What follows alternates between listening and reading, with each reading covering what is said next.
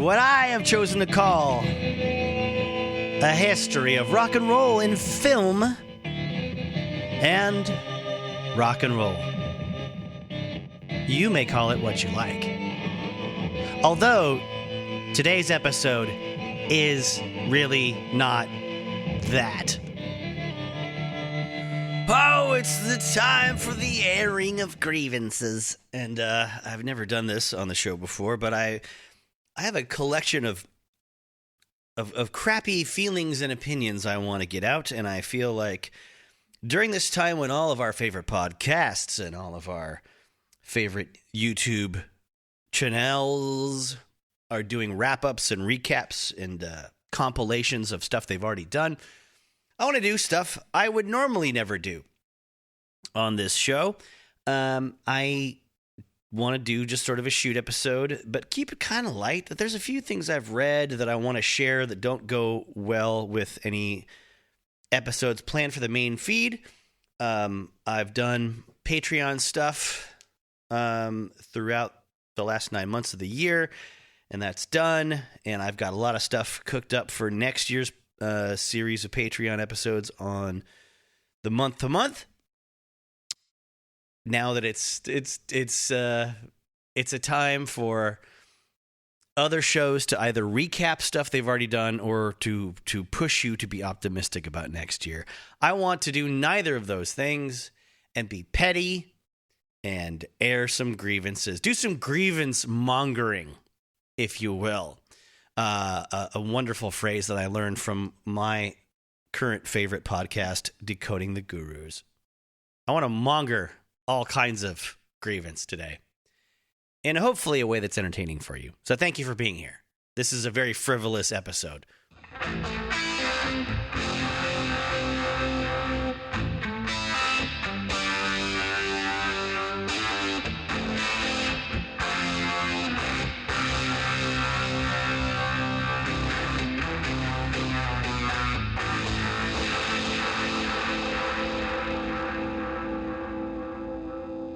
Let's get really petty in the airing of grievances.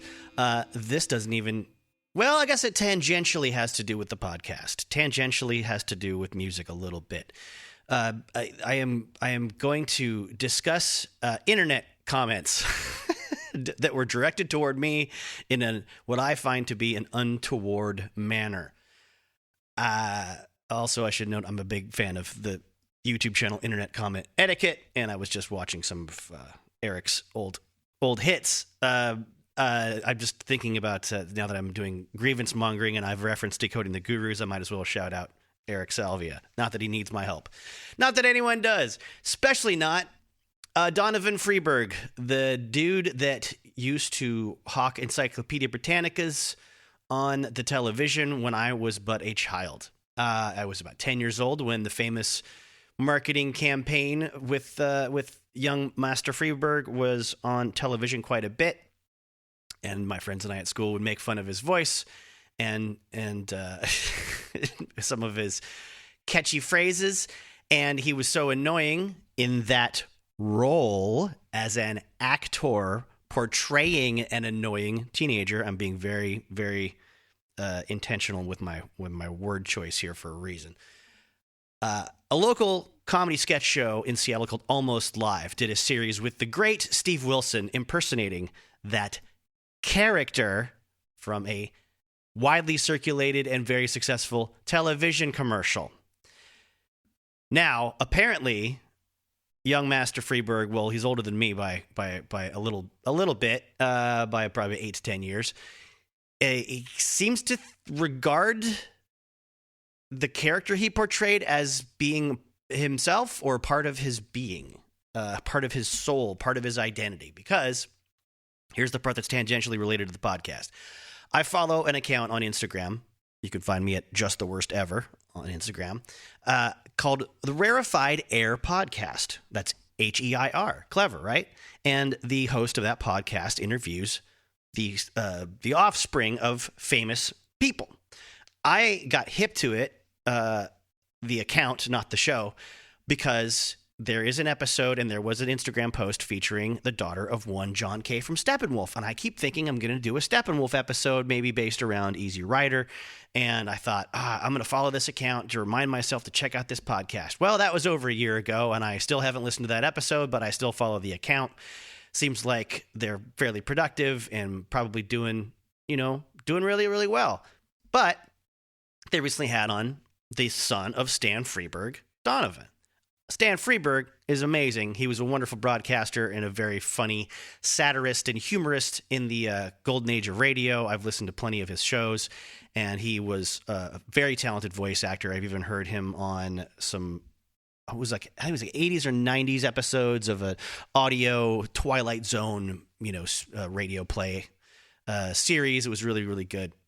And before I get into the comments that were left and my subsequent reconnaissance, reconnoitering of Mr. Donovan Freeberg's Instagram posts, I'll play a couple of clips here. I'm probably going to do something visual for the YouTube channel on this section as well. If that works out, we'll see. But in the meanwhile, you can kind of get the vibe anyway from audio without video, and I'll explain a couple things that are happening along the way. Now, the top of the introductory commercial for this ad campaign, young teenager sitting at his desk with a computer and some stuff, and he's pointing out the things that his parents have bought him. Also, they bought me nice school clothes. They got me a computer, a video camera, a compact disc player, but the problem is, hardly any of this stuff can really help me with my schoolwork. There is something you could have which would help you a lot. Do you know what that is? No, but I'm afraid you're going to tell me. Yeah. Now, I suspect that's Stan Freberg, his dad, playing the role of the narrator. It's just a disembodied voice that talks to the kid. And you've heard all the lilting in the voice and all the da-da-da-da-da-da-da. And the, no, but I'm afraid you're going to tell me. That was a quote on the playground after this. This is like when we wanted to act, when us little kids of 10-ish wanted to act like smarmy, snotty, bratty teens, we'd just say stuff like that in that voice. I'm afraid you're going to tell me. Yes, it's the new Encyclopedia Britannica. Encyclopedia Britannica? Now you tell me. I've got a report due tomorrow. See, you get the gist. Like, oh man, why didn't I know about this before? All right. Well, since this has turned out to be a Britannica commercial, I guess you're going to tell me how somebody could get a cent. Actually, I thought I might, yeah. And I suppose you're going to throw one of those 800 numbers up on the screen. Am I right? Might as well.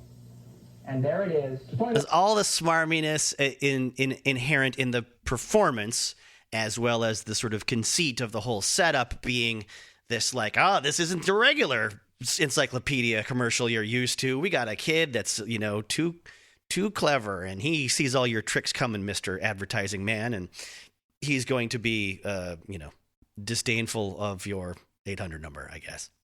The kid that had a report due on space. Then I got the new Encyclopedia Britannica. He had a report due on space, and then he got the new Encyclopedia... I think I made that abundantly clear.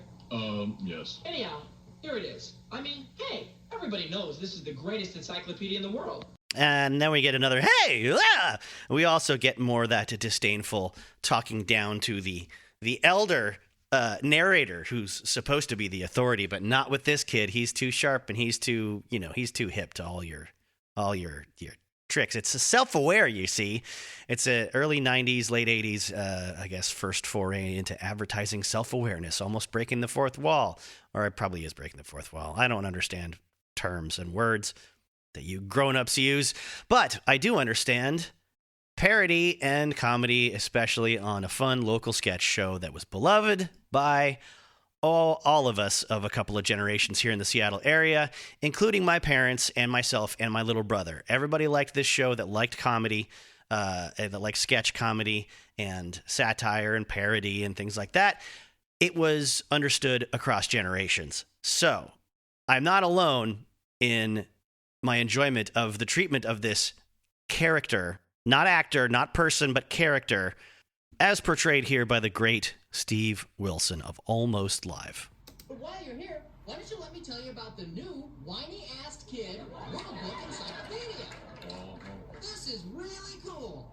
And it goes on. I'm clipping little bits here and there. Here you go. Why do you have to talk like that? Talk like what? Like that. Why don't you try talking normally? What do you mean? Say, encyclopedia. Encyclopedia. No, encyclopedia. Encyclopedia. It's easy to laugh because his character in the commercials is easy to not like. Hey, can we get on with this? I'm afraid not. You see, your friends and family are here to talk to you. They're very concerned about your behavior. The narrator, played by Pat Cashman, then explains that this is an intervention of his friends and family who've decided he's just too annoying, and drastic measures must be taken if he refuses to stop talking like a whiny-ass kid. We'll just have to kill you. That's right, son. There have been several threats on your life. So family members and associates have arrived and encircled, Mr. Steve Wilson portraying the annoying teen, and they're going to let him have it. So you're gonna quit being such an annoying little creep? No, I don't think so. Maybe this'll help. Then say encyclopedia. Encyclopedia.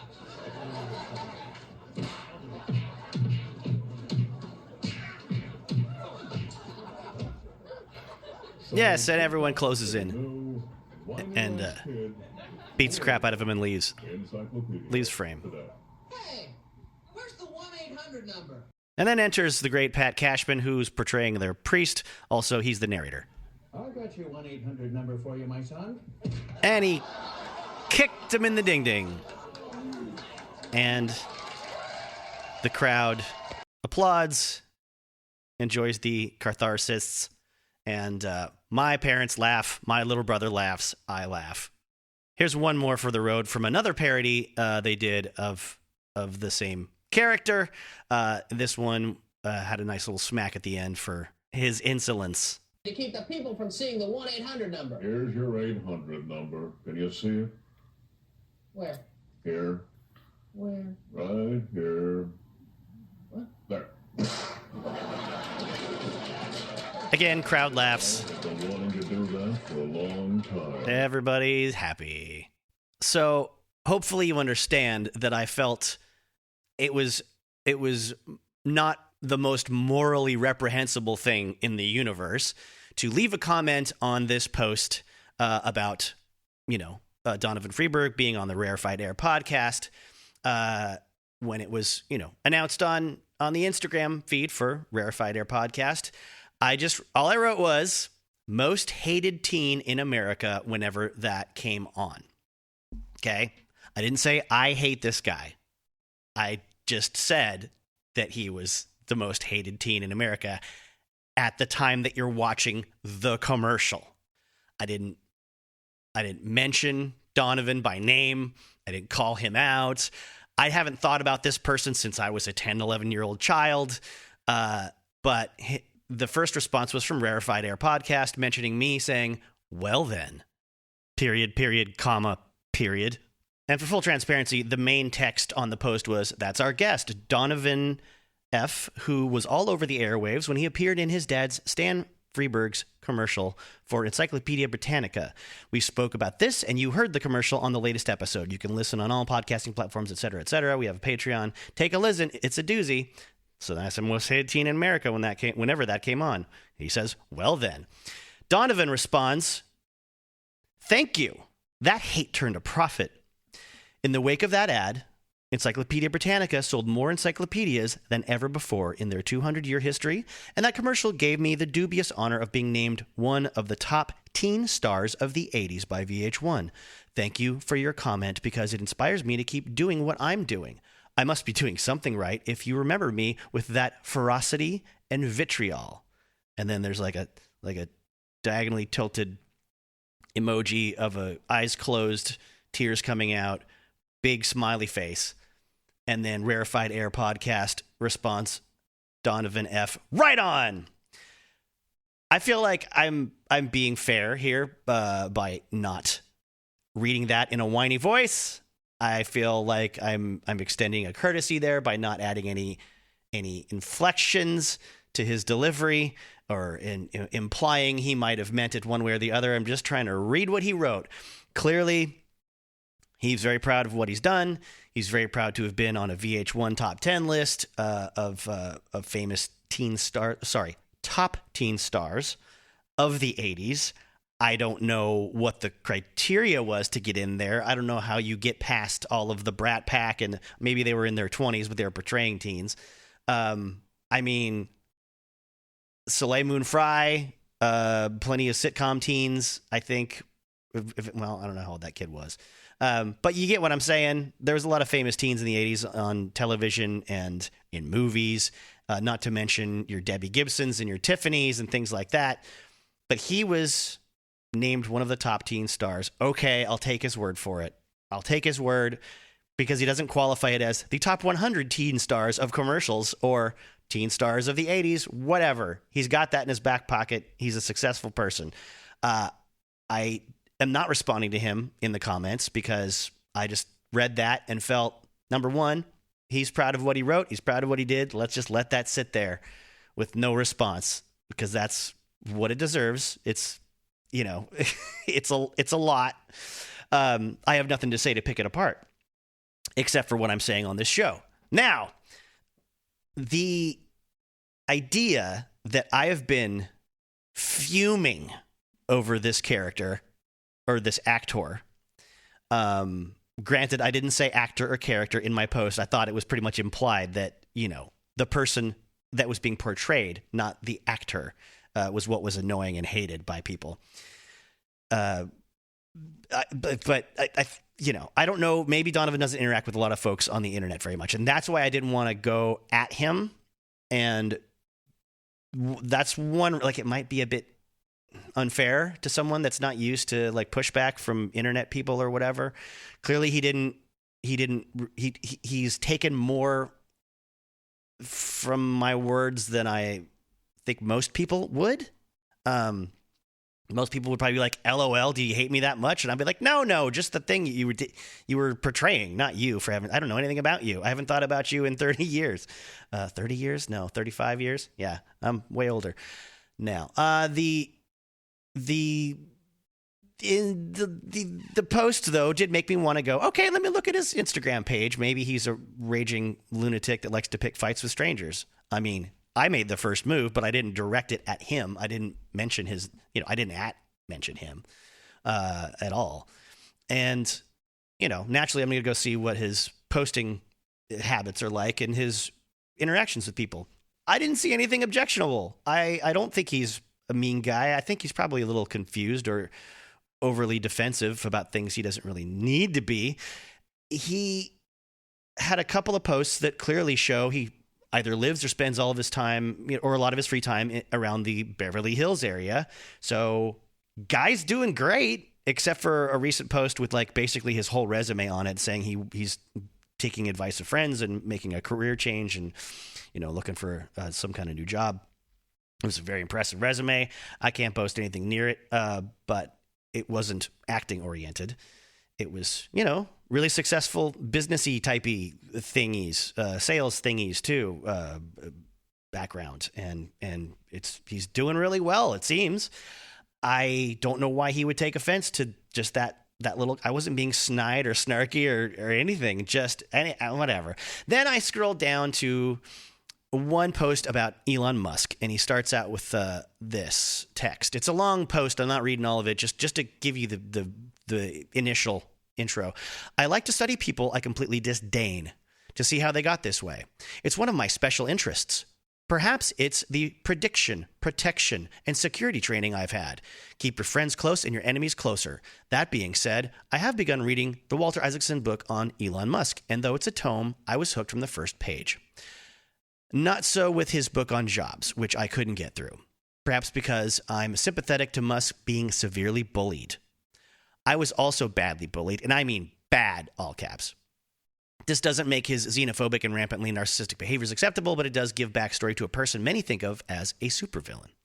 And he goes on and on and on. That's very telling, I think, that all of that background on his personality and his lived experience as he presents it. Comments below, there's, a handful. One is, I love to read you. One is, interesting man, Elon. One is, I think a lot of people think he's a complete monster. I'm certainly one of them.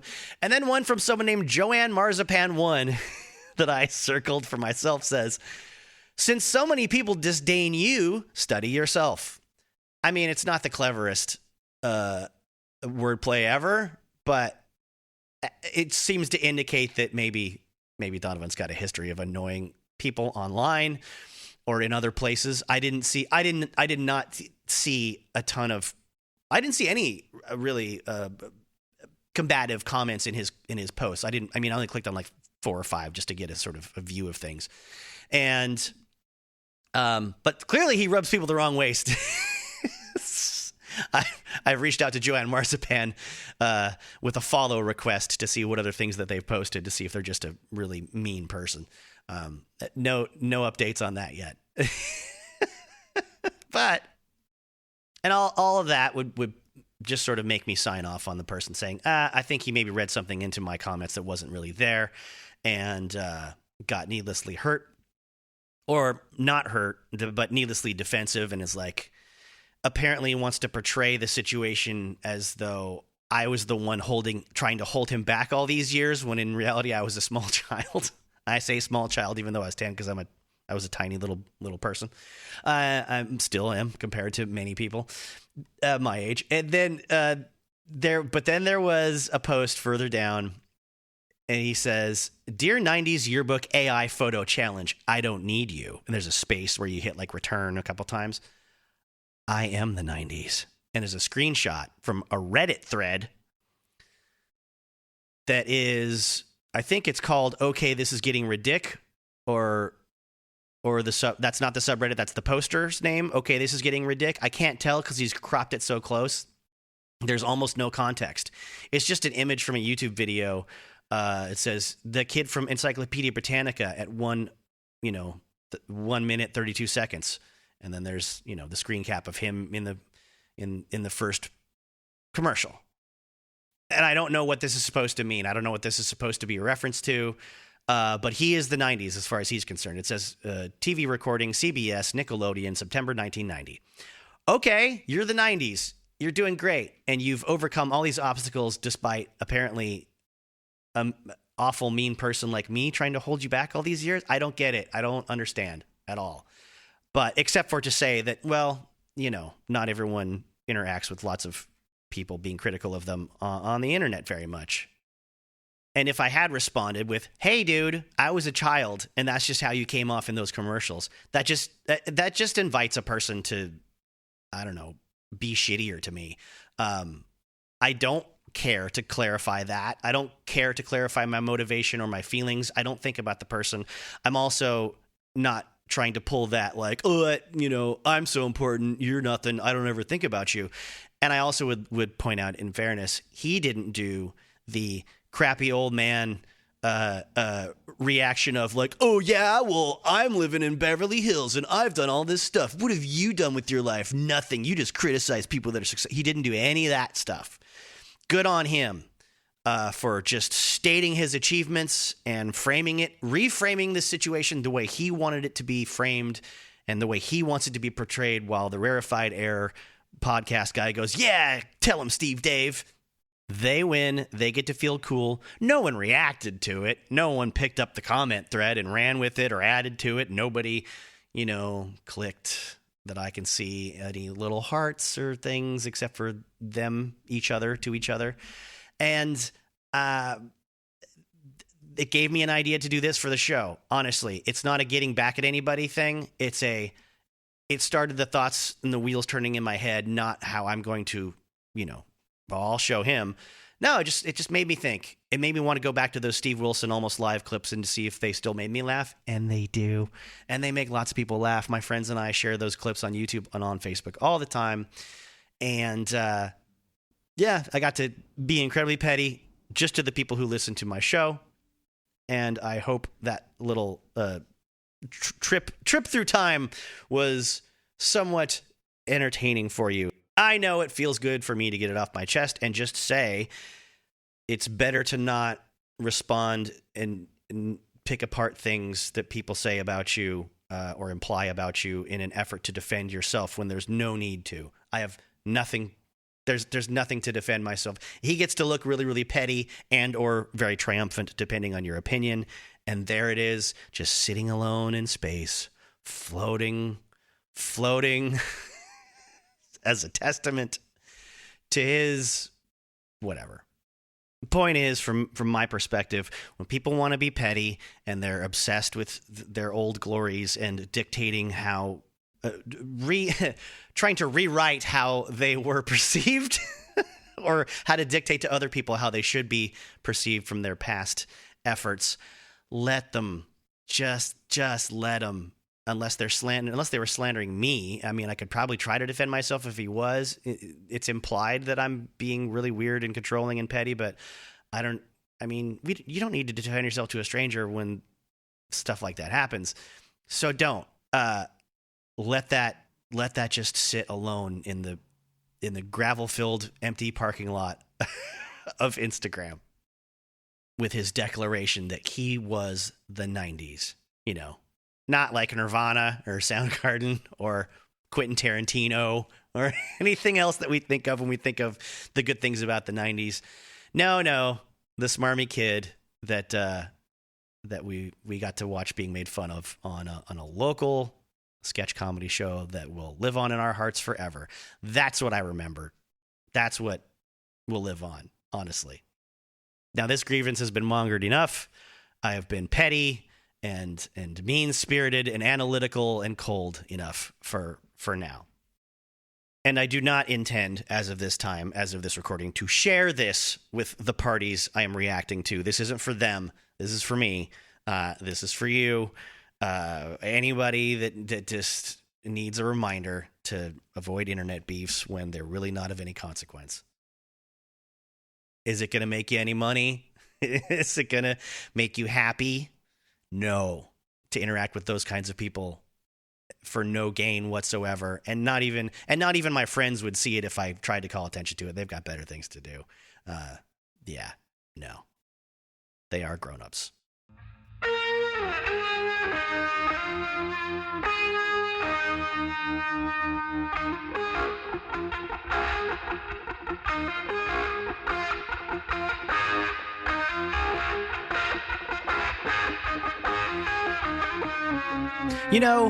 It's not all going to be crankiness. I'm going to throw in some children's poetry as an antidote. Just a aperitif, palate cleanser, if you will.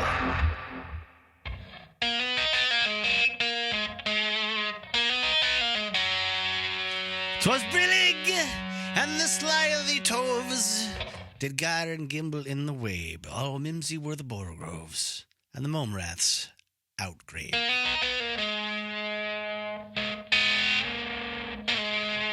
Beware the Jabberwock, my son, the jaws that bites, the claws that catch. Beware the jubba bird, and shun the frumious bandersnatch.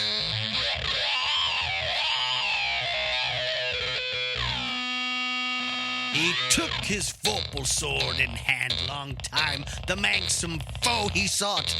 So rested he by the tum-tum tree, and stood a while in thought.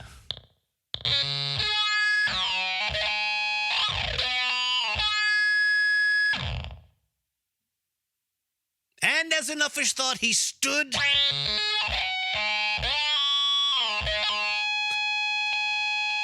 the Jabberwock, with eyes of flame, came whiffling through the tulgey wood and burbled as he came.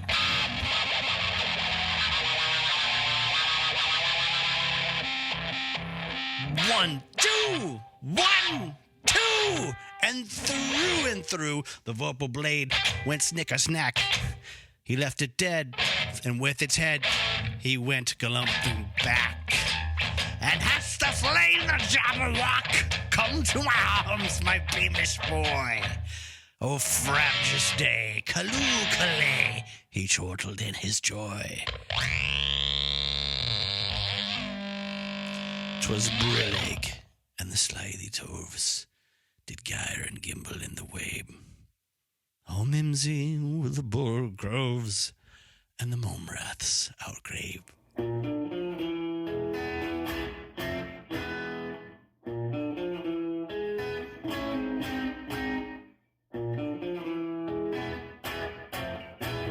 Now, if you have ever tried to sell anything, anywhere, especially on the internet, you've dealt with people or maybe bots or people bots trying to lowball you as soon as you post something for a decently reasonable price or a unreasonable price because you don't really want to sell the thing all that bad and you don't care if it sells very fast, whatever. If you're a music person, you probably know the horrors of interacting with potential buyers on Reverb.com. I've been broke most of the last year, unemployed for half of it, and trying to sell equipment, although I've been so lazy that I tried to sell it within the Seattle area so I don't have to ship anything. One of these items was a Mackie mixer that was given to me as payment from a friend who had connections within the Mackie company who wished for guitar repairs to happen to them without compensating me with actual money I could pay bills with, and I accepted. This was years ago, though. This was right before the pandemic. Oh, no, I take it back. It was during the early stages of the pandemic of 2020, and I used it when I was going live on YouTube, doing live reads of various books about the Beatles or heavy metal or punk rock. You can still find those on the YouTube page under the past live streams section. But it never went anywhere. It stayed in its box most of the time. I used it 4 or 5 times, and I tried to sell it, and eventually did. Happy to say.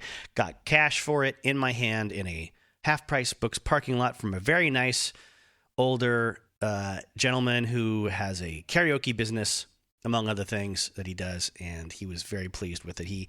I made it clear that he could plug it in and test it if he wanted to make sure it was mint condition, like I said.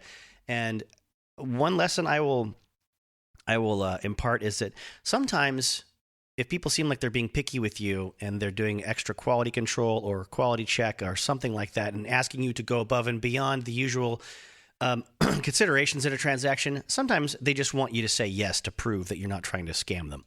And that was definitely the case with this gentleman. He barely even looked at the thing after I opened up the box, and he said, "Oh no, this is fine. This is definitely in the right condition. Here's the cash and a little extra." He was super, super nice. It was a wonderful experience. You know, it wasn't a wonderful experience. This barrage of messages I got from a guy who's listed on Reverb as being located in Bolton Landing, New York, United States. Remember that location, Bolton Landing, New York. If you see this on YouTube, I have blocked out any defining characteristics or identifying details of the person's account. I don't know that that's necessary. It's not like anyone's going to go after him anyway, but whatever. Just covering my bases here. I don't want any undue harm or hatred to go towards anyone based on this exchange. I just wanted to record the exchange and then talk about it because it was amusing and a teachable moment, I think. So it starts while I am away from my computer and, I had the Reverb app downloaded on my phone. As useless as that is, because I've tried to use it when I was selling gear to people and trying to meet them and making sure they knew where I was and what my car looked like in the parking lot at the bowl and skate nearby, things like that. And it doesn't work very well, in my opinion. Anyway, it doesn't matter, whatever. I'm not beholden to anybody, and neither are you when it comes to these sorts of communications. This is not work. This is not your kids. This is not your sick grandmother. This is not a life-changing event that you need to be glued to. It starts August 17, 2023, 8:01 a.m., 8:01 my time. So that means, supposedly 3 hours later if he's actually writing from New York. Jay, I sent an offer on your Mackie Pro FX 12 V3. I just lost my mixer this past Saturday and would love to purchase yours. My offer was $235, but please consider it and let me know. If you are not happy with that offer, I will up it, but money is tight right now. Rest assured, if I have to, I will pay your asking price. But please consider my offer. Thank you, Tom Brady. 1 hour later exactly, 9:01 a.m. Jay, have you gotten my offer and previous message? I really want to purchase this, as my previous mixer fell out of my truck last Saturday on the way to a farmer's market gig and has not been found. Please respond. Thank you, Tom Brady. And Yes, that's my real name. 11:21 a.m. Please respond. This is the third message I've sent today. I really want this. Sent an offer. If you reject it, I will pay your asking price. Next message. 4:39 p.m. So we waited a good 5 hours plus. I'm guessing you're either not around or you don't check your inbox much. That's correct, Tom. I don't want this mixer to get away, although I see it was listed 6 months ago, so I guess I'll pay your asking price. Thanks, Tom. 5:26 p.m., less than an hour later, it said free shipping. But when I was just about to pull the trigger and place the order, it reverted to free local pickup. That's how I'd set up all my stuff. Local pickup only, not shipping. Also, the estimated tax was almost double the tax rate for Wyoming, which is 5.5%. I really want to buy this, but not on those terms. Can we talk? So there's a lot there. He's in Wyoming, but his listing shows that he's supposed to be located in New York. And there's a whole story about, the whole sob story about his mixer falling off the back of a truck and haven't been recovered.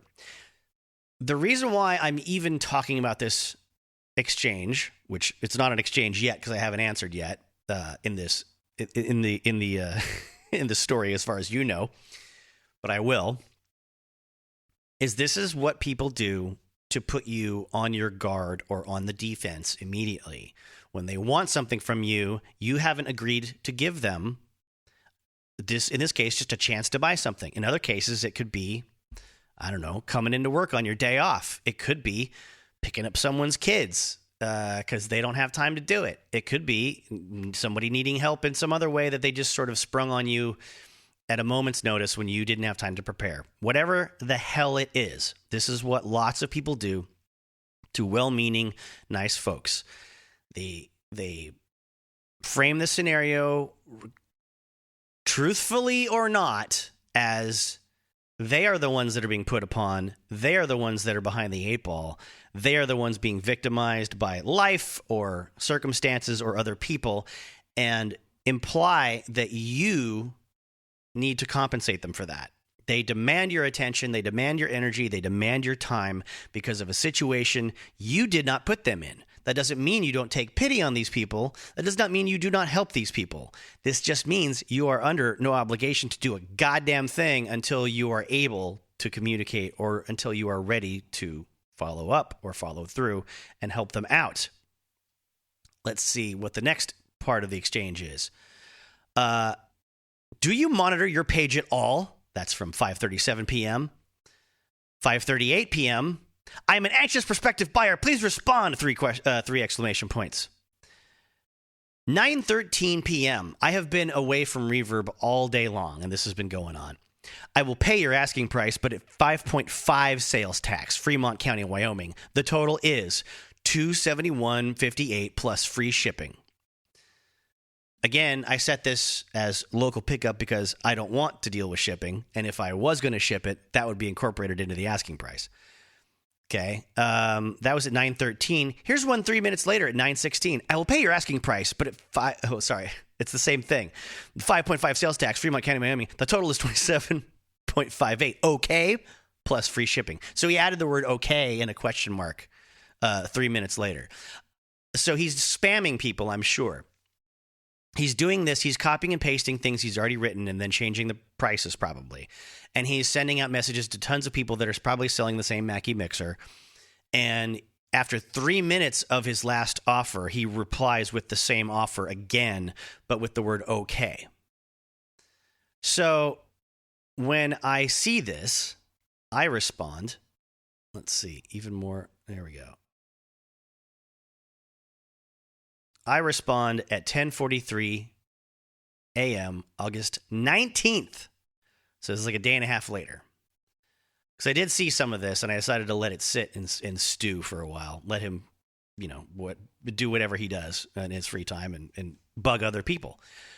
My response was, if I decide to put the effort and money into obtaining a shipping box and packing material for this thing, I will change the details in the listing and the price will be raised. And then in all caps, if. So his response to that came at 3:55 p.m. on August 19th. So same day, about, from late morning to late afternoon, there was a gap there. It says, "Yeah, thanks for nothing." All caps, exclamation point. My response was, "You're welcome." That was it. I say all of this, and I recount all of this not to say, aren't I clever? Aren't I smart? And, aren't I a nifty, badass guy? I just put it out there for anyone listening as a reminder. If you don't feed those exchanges, they will shrivel and starve and die on their own. You are under no obligation to meet anybody halfway when they start making demands on you, especially if they're a total stranger. The more you start to respond with conciliatory messaging, even if you're just opening up the gates for more haggling and more bargaining. I didn't want to sell that thing to him because I didn't want to ship it, and I didn't trust him because he's got 2 locations he's supposedly representing here, and I don't like feeling put upon. If I had said, hi Tom Brady, hey man, I'm really sorry I missed this, that wouldn't be right. I wasn't sorry, and I'm just trying to make him feel better. But the point of that is that's something for him to seize on, to be afflicted and put upon and a victim. And that would confirm to him that his tactics work. But I really don't want to sell it. Well, then he's going to see that as a welcome invitation to keep bargaining. And I don't want to keep bargaining, so I don't send that message. It's the same thing with lots of interpersonal relationships with people that you have in your actual life, not even on the internet. If somebody wants something from you and you're not willing to or able to give it when it comes to your time or your physical intimacy, let's say, or your money, and you say, "I'm really sorry, but," and then anything else after that, and you think that's going to end the conversation, you are dead wrong. You are enticing them to pursue more aggressively what they want from you. I know that's not fair, but that's how they operate and how people like this read you. There's an opening now.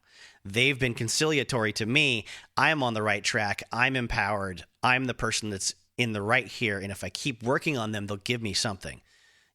Maybe they'll give me a little on top of the clothes stuff if you're teenagers.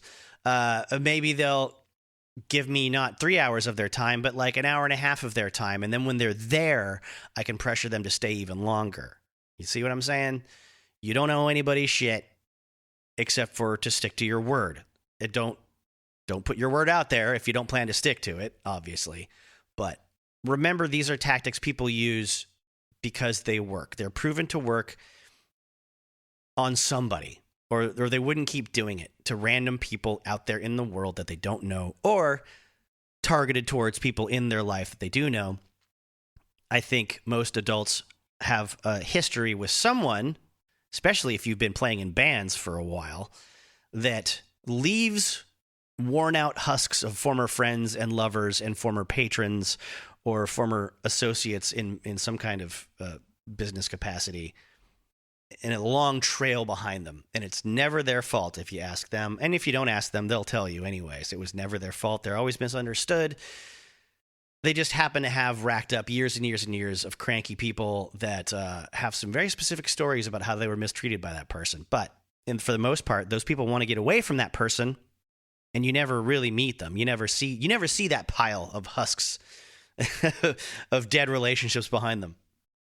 Because smart people that get away and preserve themselves and protect themselves and their families and their friends do so in a clean-cut sort of like, even if I've lost a bunch of money to this person or a bunch of time, or I've had my heart broken by this person, I've been manipulated by this person, the only thing I can do is get out, is get away. There's no comeuppance. There's no rebalancing of the scales. All you can do is decide when it's time for you to stop being a victim of someone else's mistreatment. And yes, I'm equating a shitty attitude from a stranger on Reverb.com to an abusive, intimate relationship. It is coming from the same place. It comes from the same motivation. to hurt people, to take from them, and to absolve oneself of any responsibility when it all falls apart and the feelings get hurt and there's a big dust up, the inevitable break. You don't have to be the person that these people feed off of. They're going to feed off of somebody. It doesn't have to be you. That's one half of the equation in my mind. The other half is to disabuse yourself of the notion that you'll ever get even. There is no getting even. There is no karma. There's no balancing of the scales for you. There's no, if your car gets broken into and you put pictures of it on social media and all your friends, sympathize and they say, "Oh, karma will get them," or "It all works out in the end," or they'll get what they deserve someday. No, they probably won't. They'll probably keep ripping people off. It doesn't matter whether they do or don't get their comeuppance or get justice ever.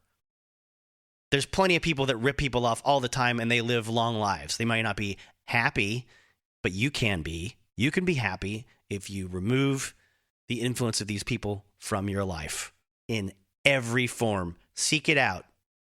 Hunt it down. Starve it. I'm not saying go crush someone's head in with a crowbar. I'm saying remove yourself from these situations that you repeatedly may be finding yourself in, where you are the one that's put upon because of actions someone else took that you had no hand in.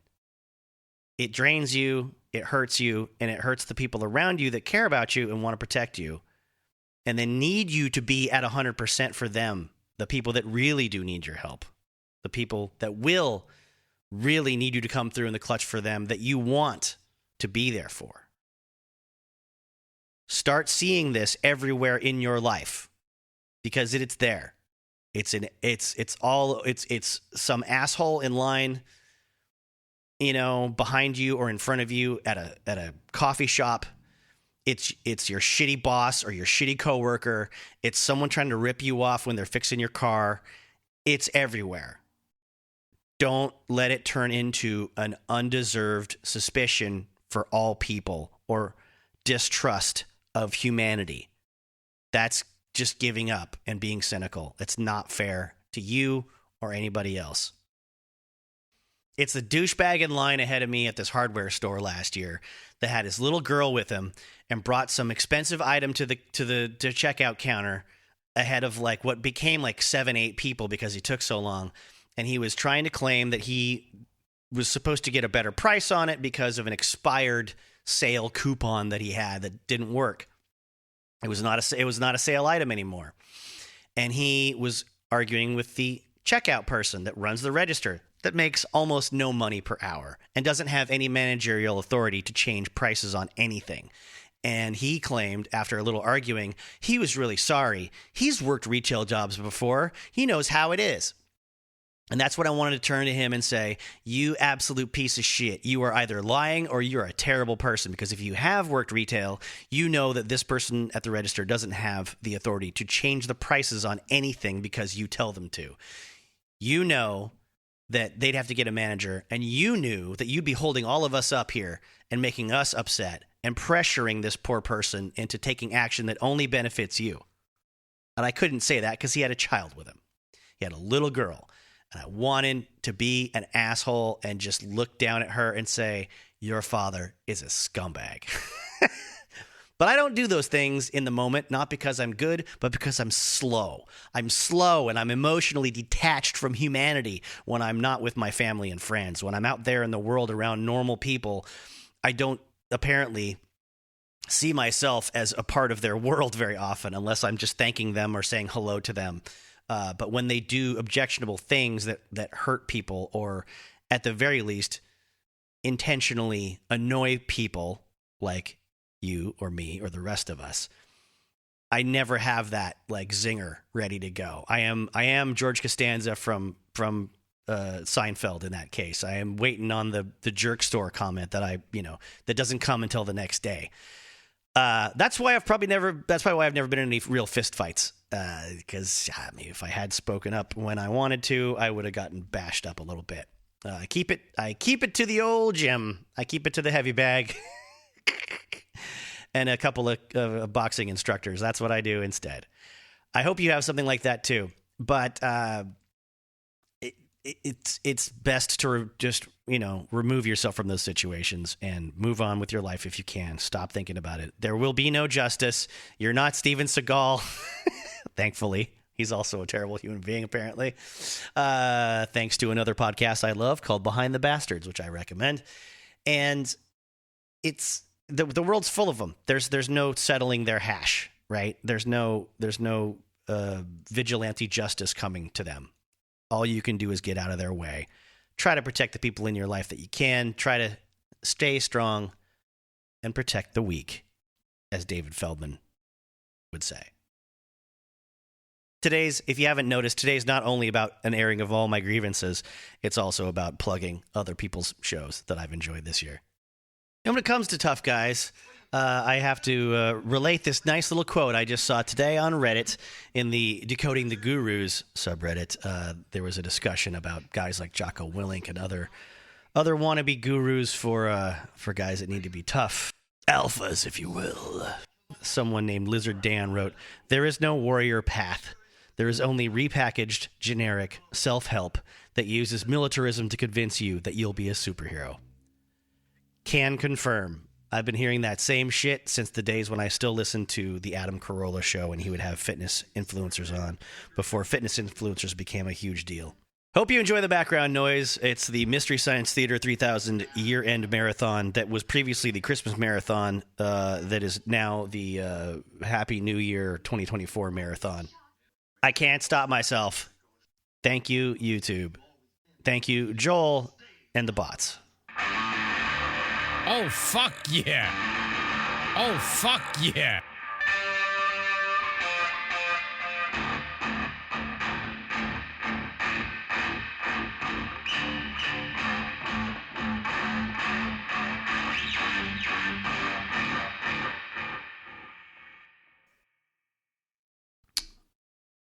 The Walrus and the Carpenter by Lewis Carroll. From Through the Looking Glass and What Alice Found There, 1872. The sun was shining on the sea, shining with all its might. He did his very best to make the billows smooth and bright, and this was odd because it was the middle of the night. The moon was shining sulkily because she thought the sun had no business to be there after the day was done. "It's very rude of him," she said, "to come and spoil the fun." The sea was wet as wet could be, the sands were dry as dry. You could not see a cloud because no cloud was in the sky. No birds were flying overhead, there were no birds to fly. The Walrus and the Carpenter were walking close at hand. They wept like anything to see such quantities of sand. "If this were only cleared away," they said, "it would be grand. If 7 millions, 7 mops, swept it for half a year, do you suppose," the Walrus said, "that they could get it clear?" "I doubt it," said the Carpenter, and shed a bitter tear. "Oysters, come and walk with us," the Walrus did beseech. "A pleasant walk, a pleasant talk, along the briny beach. We cannot do with more than 4 to give a hand to each." The eldest oyster looked at him, but never a word he said. The eldest oyster winked his eye and shook his heavy head, meaning to say he did not choose to leave the oyster bed. But 4 young oysters hurried up, all eager for the treat. Their coats were brushed, their faces washed, their shoes were clean and neat, and this was odd because, they hadn't any feet. 4 other oysters followed them, and yet another 4. And thick and fast they came at last. I'll do that again. And thick and fast they came at last. Oh, God. Came at last, and more and more and more, all hopping through the frothy waves and scrambling to the shore. The Walrus and the Carpenter walked on a mile or so, and then they rested on a rock conveniently low. And all the little oysters stood and waited in a row. "Time has come," the Walrus said, "to talk of many things, of shoes and ships and sealing wax, of cabbages and kings, and why the sea is boiling hot and whether pigs have wings. But wait a bit, the oysters cried, before we have our chat. For some of us are out of breath, and all of us are fat.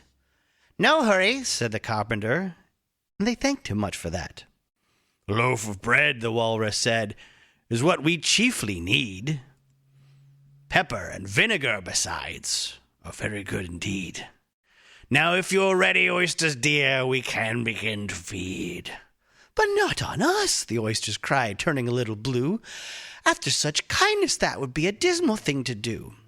The night is fine, the walrus said. Do you admire the view?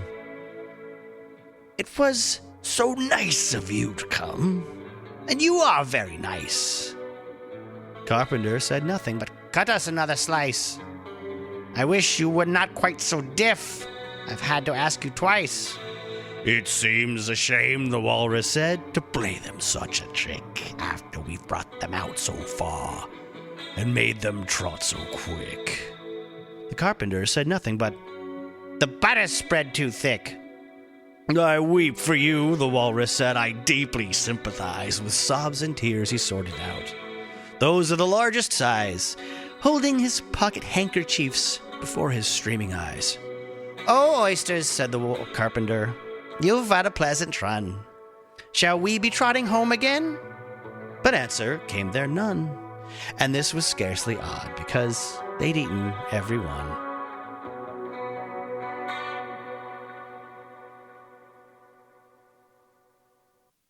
Now, there's been a couple of segments in this episode with me being a proponent of a hands-off approach when it comes to online confrontation, and that leads to no great victories for myself. It also leads to no expanded audience or greater victories for the people that I am in opposition to.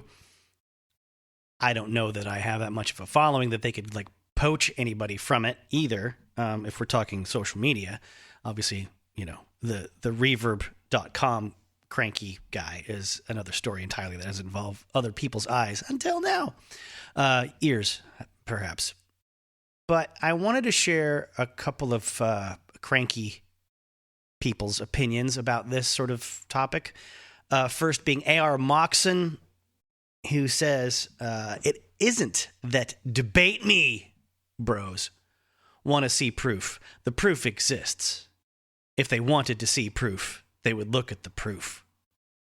What they want is to prove that proof is immaterial when placed beside the only thing that matters, their own indestructible, persistent skepticism. Steve Albini, well-known cranky guy in music and producer as well as musician, says, indulging the debate me shitheels does nothing to further the truth. It is exhausting because its purpose is to exhaust you, and no credible person should do it. Now, I'm reading these after going over a couple of, interactions with strangers on Instagram and Reverb. What they were talking about was more akin to the people that demand that a well-respected, well-documented, very successful, let's say, epidemiologist has an obligation to go on a podcast, I don't know, maybe a Joe Rogan, to be debated by Joe Rogan or a politician that Joe Rogan has on. Don't run away. I'm not going to turn this into a Joe Rogan segment shitting on or glorifying either way. I just want to stress that this attitude should apply to most interactions with people in your life, whether real or on social media, where you are being, they're trying to draw you out because they don't have enough going on, and they will only benefit from the interaction, whereas you will be immediately put on the defensive. As soon as you're explaining, you're losing. Right. So I want to read a longer Steve Albini thread that I saved back in June from Twitter when I was still on Twitter. And I don't know that I ever put this on an episode of the podcast. If I did and you've memorized it, well, you must love it so much that you're happy to hear it again.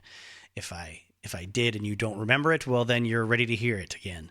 And if I didn't, well, great. You'll all hear it for the first time. There's a lot of things I take screenshots of and mean to use, mostly for the Patreon episodes. But this is from June 18th, and he says, a couple of decades ago, there was a Christian panic about something the press started calling backmasking.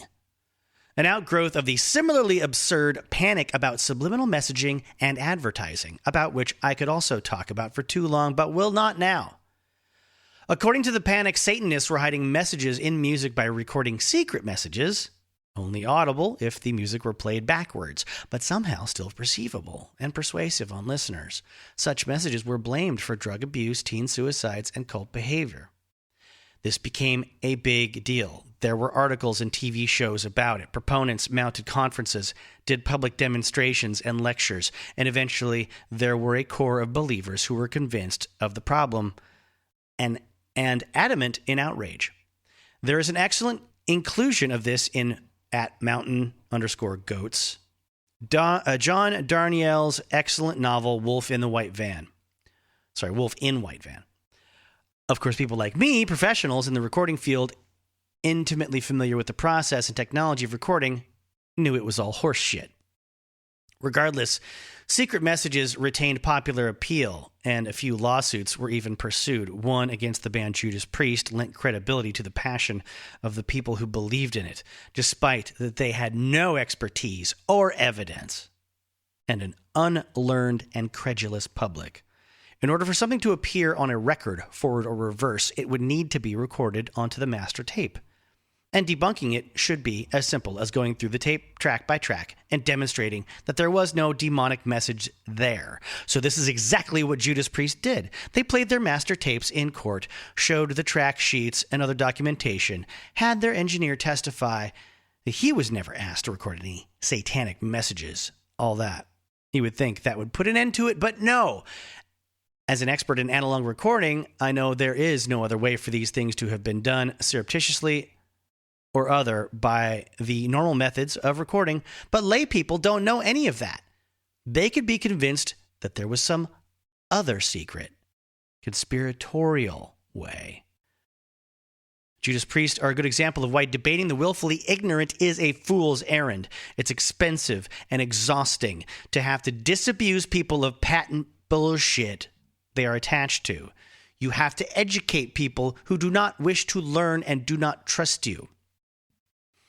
You have to start with Maxwell's equations and the theory of electromagnetism. Teach them about the persistence of polarity in magnetic domains. Explain the mechanics and design of magnetic recorders, the process and handling of masters in a studio, and the chain of custody for master tapes that represent an investment of sometimes hundreds of thousands of dollars. You have to answer their ignorant objections continuously, and in the end, they will just shrug and say, "I don't think so," and that will be that. They will remain unconvinced.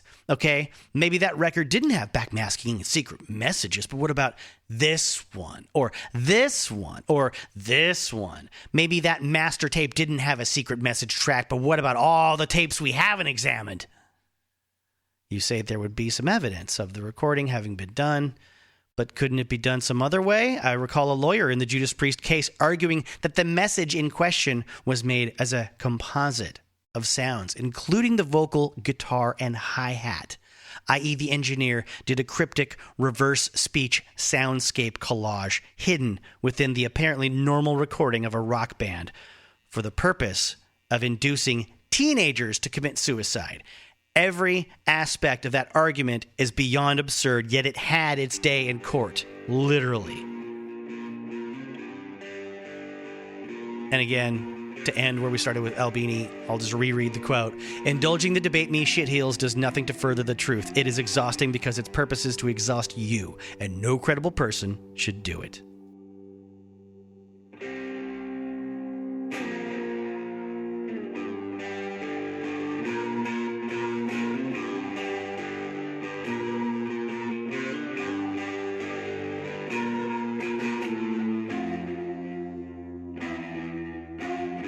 Now, this next bit's it's sloppy in places. It's goofy in places. It's not a great take. It's not a great professional read. But it was New Year's, and a lot of my closest friends got really sick. I was about to start a new job for the first time in 6 months on the 2nd of January. And I decided to stay in like a lot of people do when they're, grown-ups. And keep myself from getting sick, basically. So I got a little loopy on my own. Did some reading. And I hope you enjoy what's about to come up here. It's more grievance mongering from me to that shitbag Dave Mustaine. That incredibly talented shitbag, petty, mean-spirited, hateful Dave Mustaine. And his racist-ass wife.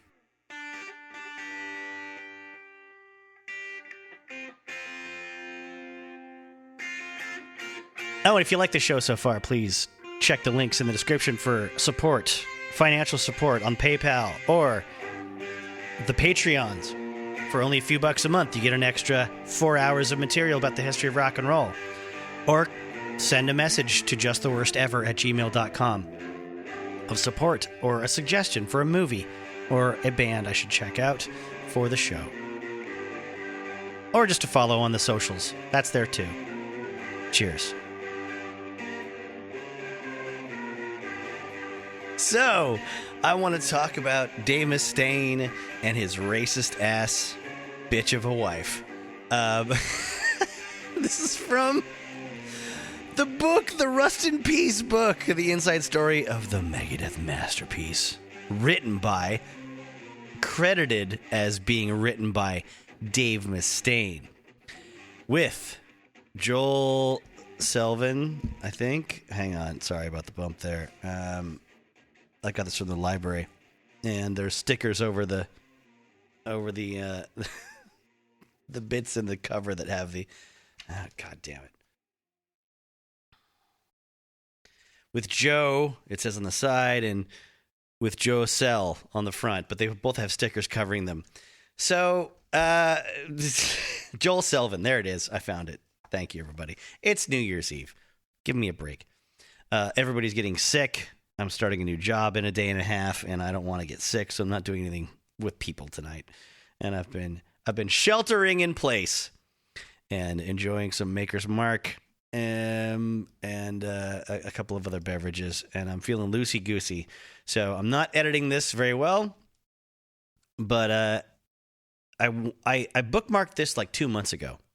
I was like, I don't know what I'm going to use this for. It's just really shitty, and I hate it. I really hate it. I gotta use it for something. I've already actually read from this book on the Patreon about their Monsters of Rock episode, doing heroin with Guns N' Roses and stuff. And a lot of this book is really uncomfortable to read or fun to read from a car crash perspective. It's a lot of backbiting and a lot of people. It's an oral, history of the making of Rust in Peace. But Dave Mustaine takes full credit with Joel for the writing of the book, which is very telling. It's just filled with quotes from other people. That's what makes this book a book. There's a lot of shitty fussing and fighting over who gets credit for what that happened a billion years ago.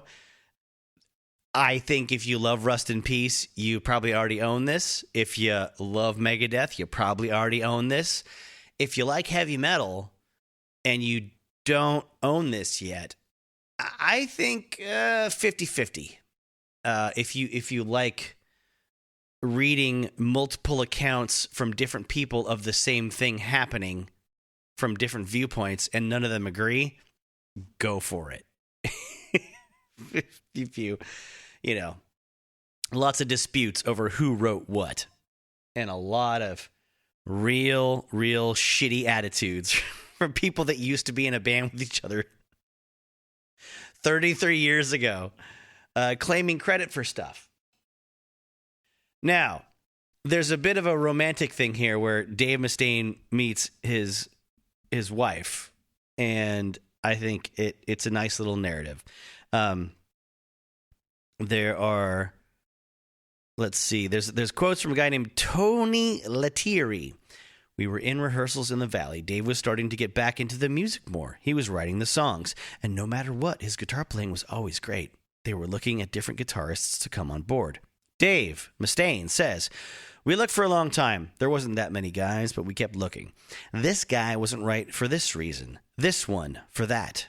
We had one cattle call audition where some guy showed up and told me he had written my song, Wake Up Dead. I was stunned. I didn't even know the guy. And he was telling me he wrote one of my songs. If you've heard my old read of some Dave Mustaine excerpts from his autobiography, this shouldn't be a surprise. There's crazy people out there thinking that they're taking all the credit from me. Yeah, there's a wild guy that, like, there's all these crazy people that just, they do stuff, man. They do stuff that's weird, and I want to talk about it instead of talking about my feelings or my story or things that actually could provably have happened. Tony Lettieri says, I met my girlfriend at the same rock club in the Valley where Dave met Pam right about the same time. They knew each other. They were both horse riding girls from the Valley. The four of us didn't hang out too much, but everybody sort of knew each other out there in the Valley. And there are some wide margins on these pages, people, and there are some wide bits of white space between everyone's quotes. They are milking the printing of this thing for all they can.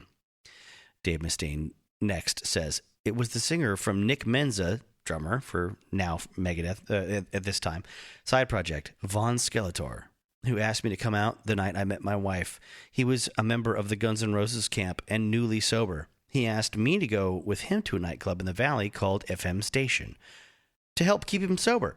He was fresh out of rehab, and I heard he was clean. He asked me to help him stay clean for the night, and so I took one of my buddies, and out we went. Pause for a second from your narrator. I love Dave Mustaine for being a sober person as often as he's been sober, and I love that he fosters relationships with other folks that want to be sober as well. I can't tell you how admirable I think that is for everyone that helps support other people that don't want to drink and don't want to do drugs. Love it. Love it to death. Dave goes on to say, this was where I saw Pam. She was so attractive to me that I couldn't even approach her myself. I sent my buddy over to ask her if she would talk with me. She told him if I wanted to talk with her, to come over and talk with her myself. I didn't want to go into the whole explanation about how I was out babysitting a fellow heroin addict new to sobriety and such, so I simply walked up and said, hello, my name is Dave. Pause for a second. You don't need to explain those things, Dave. She's a human being, and she's never met you. And what you do with human beings you never met is not tell them, I'm only here because my friend is recovering from heroin. You go up to a new person and say, hi, this is my name. I noticed you. And then, I don't know, ask a question. How are you doing tonight? Can I hang out with you for a second? I'm curious about something I would like to ask. I don't know, whatever the fuck people do to like meet people. Jesus, fuck. Well, she had this unrealistic expectation that I was going to explain my heroin buddy, and I'm not going to do that. Hello, me. Let's see. She snapped. I know who you are. Oh, okay. I continued. You continued what? And told her I was with friends tonight, but that I would like to take her to lunch tomorrow. It was an unconventional approach, but it spoke of my sincerity. Oh, Dave. The next day we had our big date, but again, not without some unintended drama. I had become very close with my bodyguard, Tony, and at the time I didn't know how to show anybody, let alone someone as important to me as Tony, that I liked them.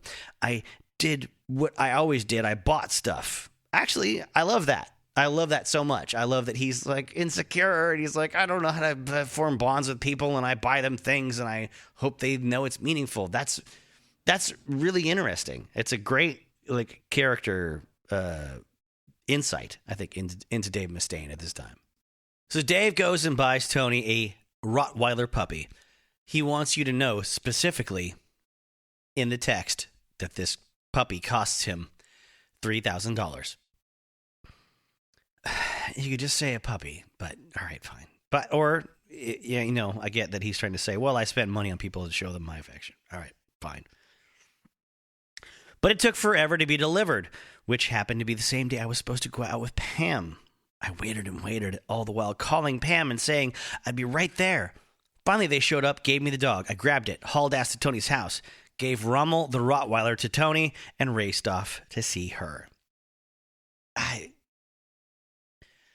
Not to cast aspersions on Dave's story, but doesn't it seem like in your own life, people that are very erratic, sometimes people that are addicted to stuff, you know, whether they are sober or clean, or people that are used to getting things their way all the time and dictating stuff,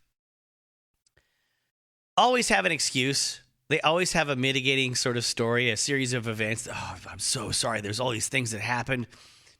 I know there was like a really mundane sort of meeting or get together we were supposed to have that everyone else could pull off and get to. But I mean, for me, there's all these wacky things that fall from the sky and this just convoluted series of events. I'm just saying it's not just the puppy. It's not just this instance. It seems to be a running theme with Dave Mustaine. Like, there's all these things that are working against me all the time, and that's why it wasn't my fault. Because I've known tons of folks like that. They're always like that. They'll never not be like that. They'll always be a pain in the ass, and they'll always have 50 reasons why they couldn't pull off the most mundane commitments to other people. Now, it says, from Pam Mustaine's perspective, my roommates and I would go to FM station just to get out of the apartment. It was convenient and right around the corner from where we lived. It really wasn't my scene. Okay, but you were always there, so it was your scene. Maybe the music wasn't to your liking all the time, whatever. I had quit drinking and was drinking water that night. Dave was there with his security guard and some other of his buddies, checking out a band to produce. Dave sent his security guard over to let me know that Dave wanted to meet me. And I let him know that if he wanted to meet me, he can come over himself. So she's not putting up with this bullshit. She's not, like, buying into the whole power play, you know, of Dave sending over his Imperial Guard to bring her to him. I was career-oriented and at the time worked for Arbitron, and before that, a talent agency. I wasn't into heavy metal. That whole form of music was not in my vein, and I didn't want anything to do with it. It only meant trouble to me. Sounds like a delight. I was getting ready to go when Dave came over and introduced himself. He asked me if he could take me to lunch, and my roommate and I, at the time, had made a decision. Okay, sorry, I had to reread it just to make sure I'm not going to, fumble this. It's a very awkward sentence construction. We would never turn down an offer for food. We ended up going to lunch. He was late picking me up because he was delivering a dog for a security guard, which he had bought as a birthday gift for him. All this was not my style. What the fuck does that mean, Pam? It's not my style that you bought a puppy for your employee. You were late, and that's not my style. I think I've been pretty nice so far about not giving her a Karen voice when I speak the lines she's been saying. And I'm going to try really hard not to fall into that bitchy fucking Karen identity for her, because I don't want to speak for her. I don't want to speak to the way that she communicates verbally, whatever the inflections or the emphases are. But I'm not perfect here. I'm going to do my best. The lunch was good. It turned into dinner another time, where he told me that he was a couple of weeks out of treatment. I had never been around heroin. I didn't even know what that looked like. On our way to dinner, I noticed Dave coming close to hitting the parked cars along Ventura Boulevard. I stuck around and found out later he had fallen off the wagon. He had, at the time, a drug counselor working with him. He was doing everything to do right by himself. Was he, Pam? He's driving loaded with you, and he's not abiding by the tenets of his recovery program. Was he doing everything, Pam? Jesus Christ. It all looked like the behavior of somebody wanting to sort his life out and do right. So I admired that, that's great. I think that's admirable. I like the idea that she's, trying to be positive about it, and she wants to see the best in him. That's very nice. Honorable, the guy would take time to switch lanes and respect and honor himself to do something about it. To me, that had value. Dave Mustaine. That night we went out. When I took her home, I kissed her goodnight on the front step of her apartment. She told me later that she felt my kiss go right through her. She felt like she'd known me all her life. I felt something strange like that too. I knew she was going to be my soulmate. As a grumpy person, I will say, yeah, very easy to say that about a person you met decades ago and had children with and a family with and you're still with today. Wonderful. I love happy endings. I love love. I love romance. I love people being happy. It's just kind of, there's probably a lot of other things you guys said to each other along these years down the line that were a lot meaner than that, I would assume. Pam says, when I kissed him goodbye, it felt like I went through him to the beginning of time. I had never had anything like that happen before. It was the weirdest experience. The thing is, the two of us would never have come together, ever, had we not crossed paths that night by accident at FM station. Our worlds did not mix. So I guess this goes back to what she said at the beginning, like when she's trying to, if I should be fair here, and then say that she did set this up with her whole introduction to this being like, I don't do this, I don't do that, I don't normally mix in these channels and these areas, and that's why it was kind of a big deal that she felt this way about Dave Mustaine. Okay. All right. I'll stop being cranky for 30 seconds. There was something there, and we got to actually see who each of us really were, and that's who we fell in love with. People choose to see it or not, but it's all about vulnerability and how vulnerable you'll allow someone to be so that they can see the depths of who you are. But we were able to go there with each other, and I knew we were created for each other. Dave Mustaine says, I knew she was the one, but the problem was there was already somebody else. Oh, Dave! God damn it. I was going to have to get rid of the other girl. I'd moved out of Tony's into some temporary quarters at the Oakwood, a sprawling complex on the hill above Warner Brothers in Burbank, where a lot of musicians find short-term housing. Rick James died there. The other girl had a key to my apartment. Pam did not. Pam and I went to eat Chinese food at Chin Chin's for dinner and got into an argument on the ride home. This soulmate we were with, I knew forever this is the person I'm going to live with for the rest of my life and do everything with, and we got into an argument on our third date over Chinese food. I was pissed because she confessed that she had an eating disorder. Oh, what a fucking... Oh, God damn it. God damn, you have an eating disorder? How dare you? He's pissed because she confessed she had an eating disorder. We made it back to my place.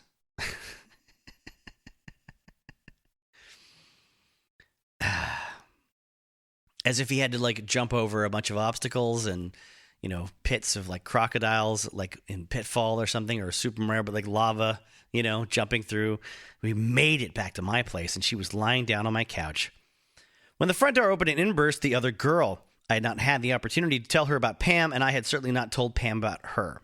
I had not had the opportunity. No. The phrasing is, Dave, I had not taken the opportunity to tell her about Pam, not I didn't have one.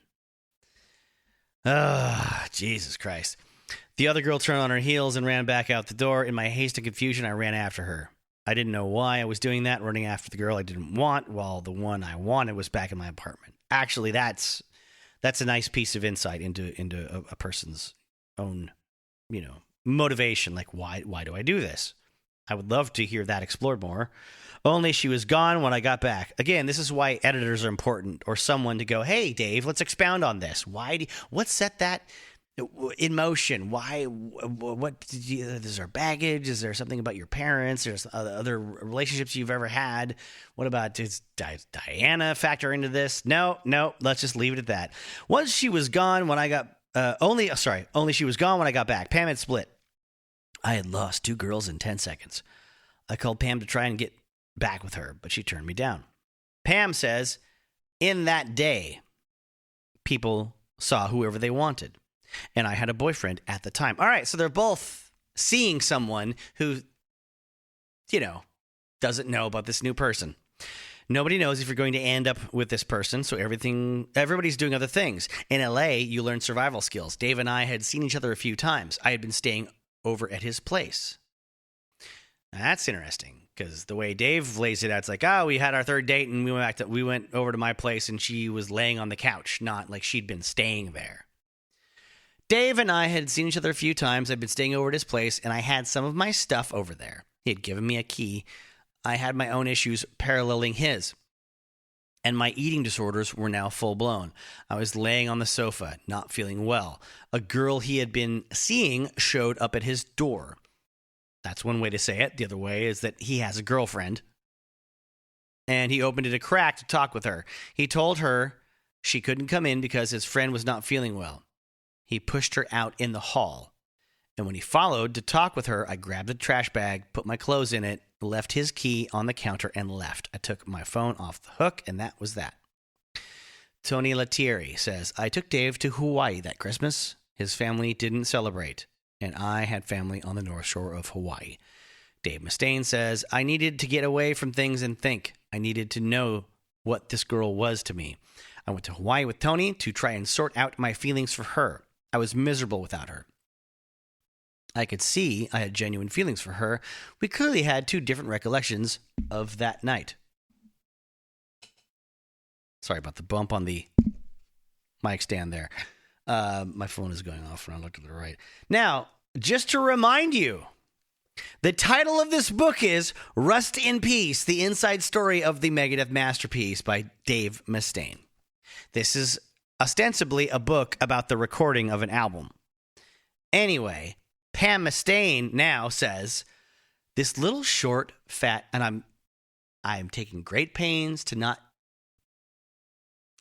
use a voice here. To like, this little short, fat Latino with a handlebar mustache showed up at my door in North Hollywood. I'm not doing that. I'm not going to do that.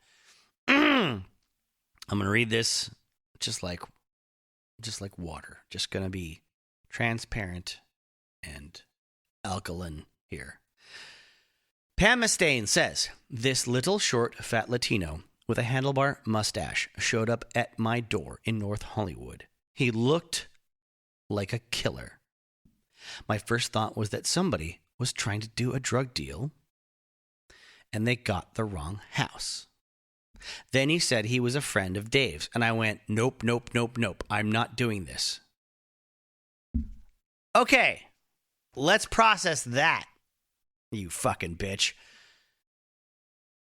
A short, overweight Latino is at your door, referencing the fact that he knows the guy you've been out with 3 times, and you were integrated enough into his life that you had your possessions in his apartment. And you're like, nope. No short, fat Latinos could ever tell the truth if they say that they're with Dave Mustaine. Not the Dave Mustaine that I know. He wouldn't associate with short, fat Latinos. Good heavens.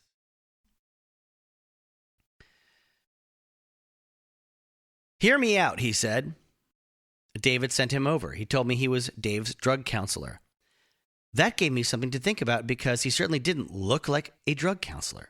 Again, I'm not saying it in a bitchy voice, even though it deserves a bitchy voice. he didn't look like a drug counselor. If you think I'm making too much of this, let's just reflect for a moment on the fact that this is a book that has come out in present day. This is not written in 1990. It is written about 1990. All right? All right? The first edition came out in 2020. She's had plenty of time, and her husband is supposedly the author of the book.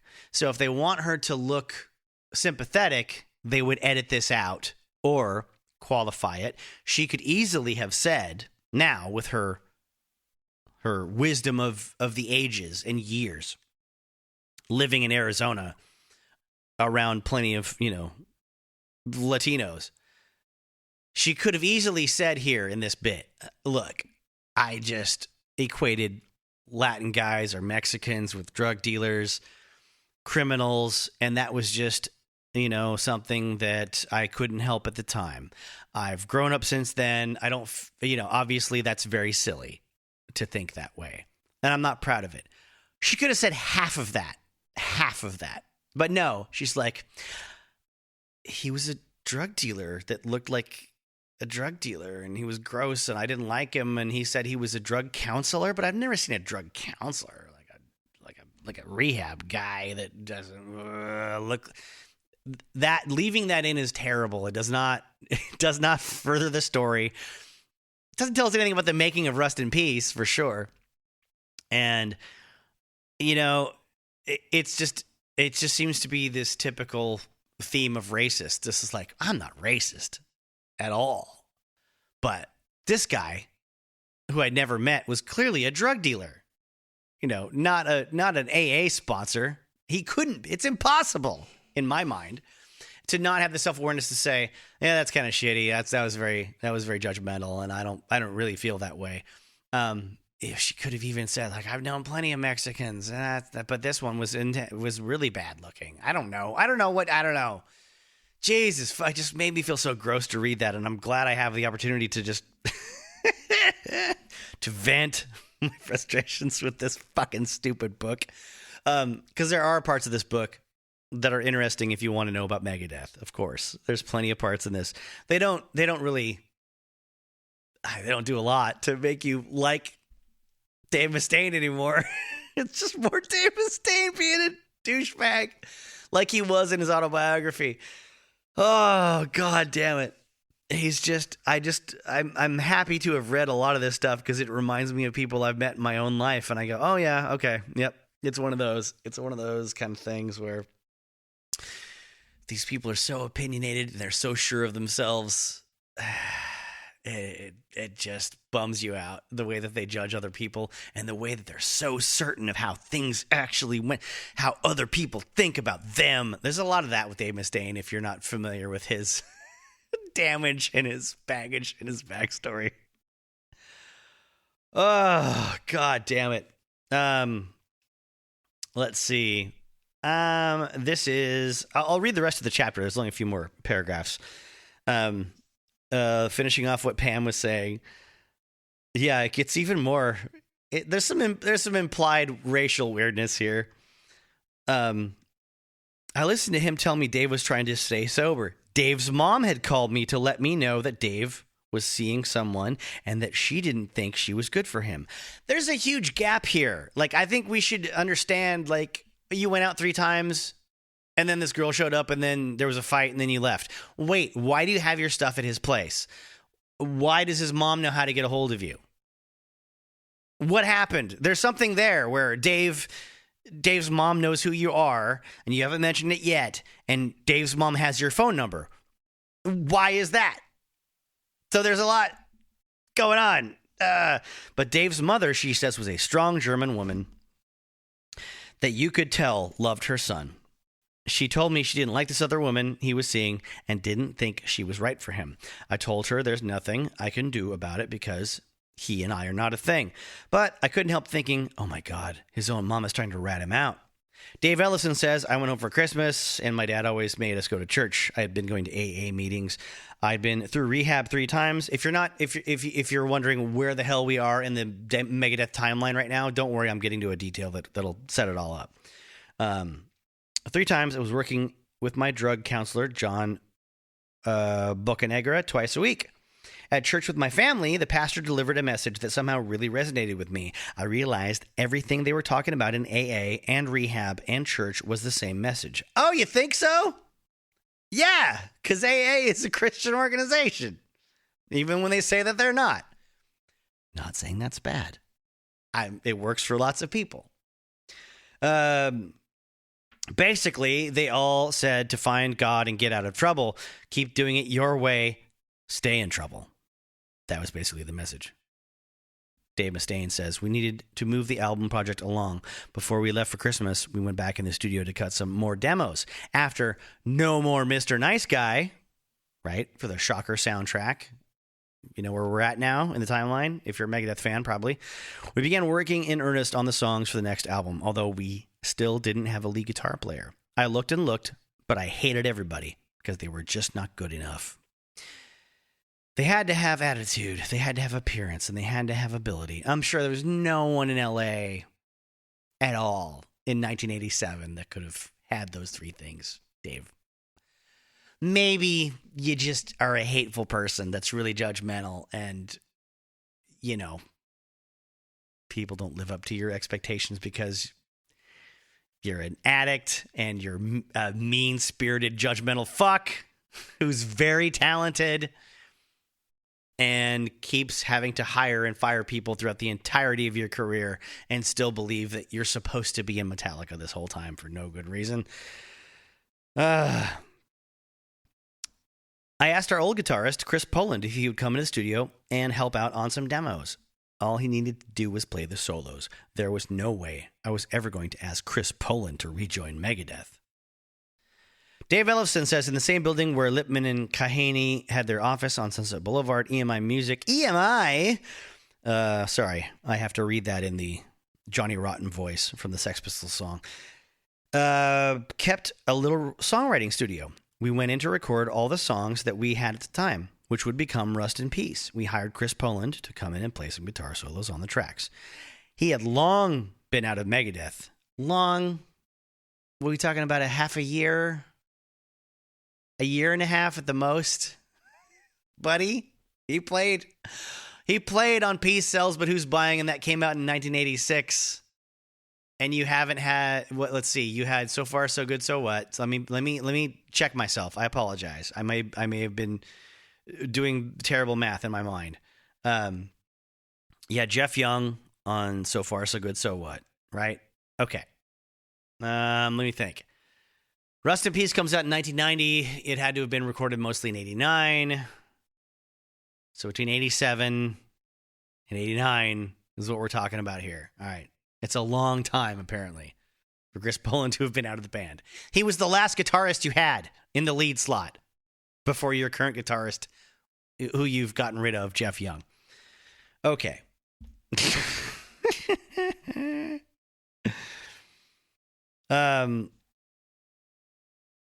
He was also very much sober. We paid him cash, something like $500 per track. Randall Kurtz says there was a little talk about maybe bringing Chris Poland back. He was coming around, not necessarily playing, but hanging out. There was a little kinship there. Dave Ellison finishes off the chapter saying he was sober, so I'm sure he probably wasn't too keen on being around us because we were not clean yet. I think that's a nice contrast and juxtaposition to what Dave Mustaine is saying. There was no way I was going to ask Chris Poland to rejoin Megadeth. Meaning, no matter what Chris Poland says about that time when I was still fucked up out of my mind and my whole life was chaos and he was sober and Dave Ellison was sober. Don't believe those two fucks. There's no way I thought about Dave Ellison allowing me to think that maybe Chris Poland would be back in Megadeth.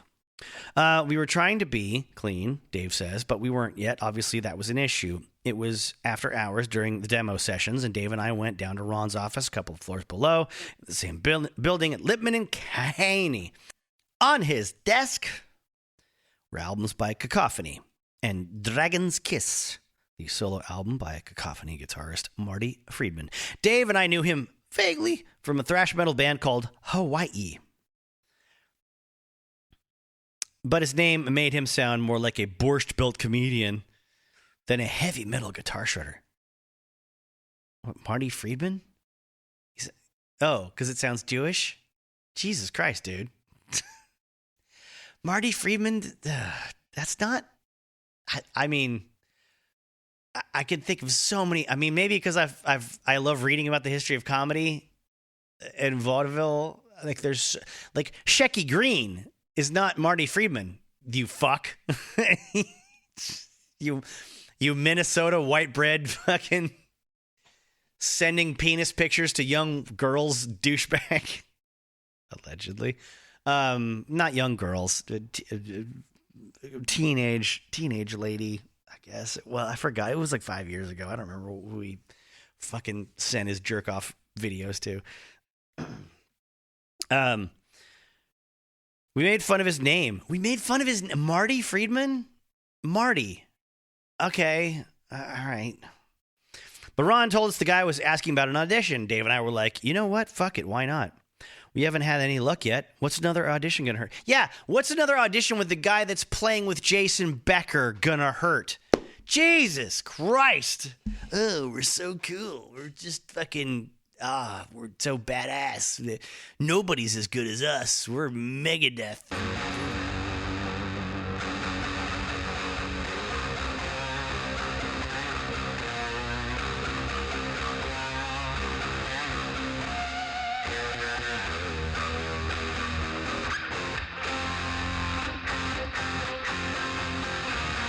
But it's a gas, like allowing yourself the time, freedom, silence, and solitude to truly experience how desperate you are. Yeah. Rather than turn it sideways or shut it off with television or a cell phone or an app. Yeah.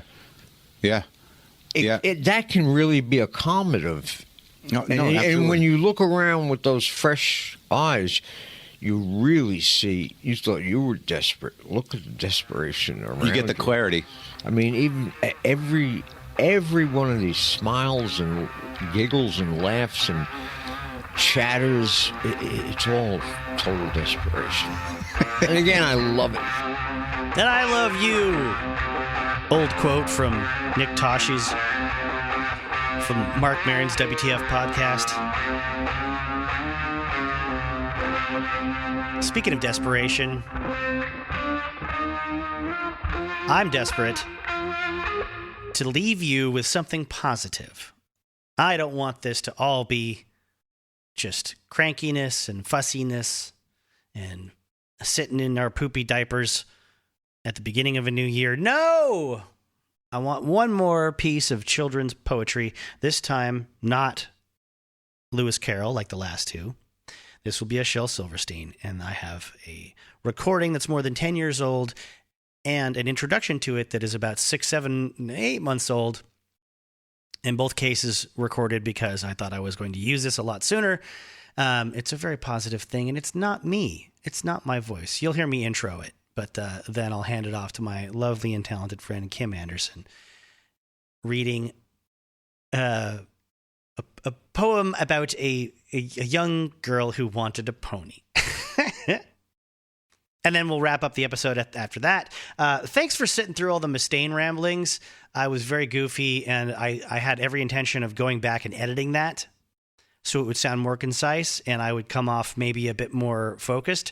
But I decided, no, it's my fault that I was unfocused and rambling and went off on tangents and then realized, oh, I was wrong in the middle of reading it and reacting to, they clarified that. Oh, okay. All right, fine. Leave it in. What's it gonna hurt, right? Anyhow, here's the intro to my friend Kim reading Abigail and the Pony by Shel Silverstein. Hi, friends. I'd like to lay something on you that I did about 10 years ago with my very nice friend Kim. My very sweet, adorable friend Kim, who I have known for 24 years now. I had a scheme in mind where I would have friends come over to my place, and I was going to create maybe a podcast series where I would interview them and have them play music, their original songs, and I would make this a regular thing. This is before I started doing audiobook narration and eventually gave up and did my own podcast about rock and roll history. And it was going to be this whole thing that I would sort of force guests, even if they weren't musicians, if they had like an interesting life story, a job, I wanted to interview the cool people in my life. And then I would force them to read one Silverstein poem before they left.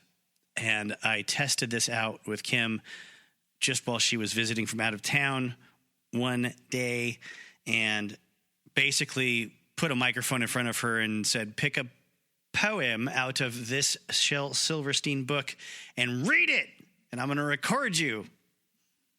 Why? Quit asking questions, Kim. She was nice enough to do it. And sadly, that whole gimmick never took off after this. Like, oh my God, do you know how hard it is to get your adult friends to just like come over to your place and let you record them talking about stuff? Talking at them about things? Sure, it's easy when you're in your 20s and your dumb friends are doing lots of drugs or drinking and they want to talk all the time and be remembered for what they're saying because they don't know any better. And also, you have more friends in your local orbit, perhaps, when you're younger. The area where I live is based around the Seattle area, and everyone lives in different kingdoms, practically. None of us can afford to live in any central location to each other. Sure, it's technically only 15 to 20 miles to each other's gigs or each other's houses or apartments from where we are, if you fly by a pack of eagles, but not if you're driving over the terrain and using the freeway system and highway system here. You know what's better than that? Talking to your friends on the phone and then going to bed by 1 a.m. And when I say 1 a.m., I mean 11:45. But enough of my stupid voice. Let's hear Kim's voice.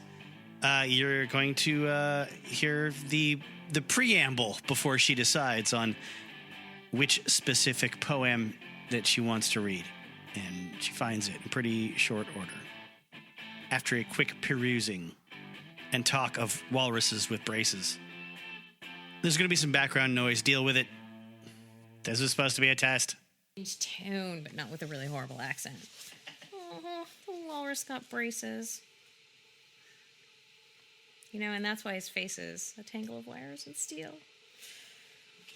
Oh, what a cutie. Yeah, so I'm gonna... Oh, you're actually recording right now. Testing it. Well, do you have a preference? Should I read anything in particular? No. Oh. Yeah, see, the problem is there's so many of these that are just really good.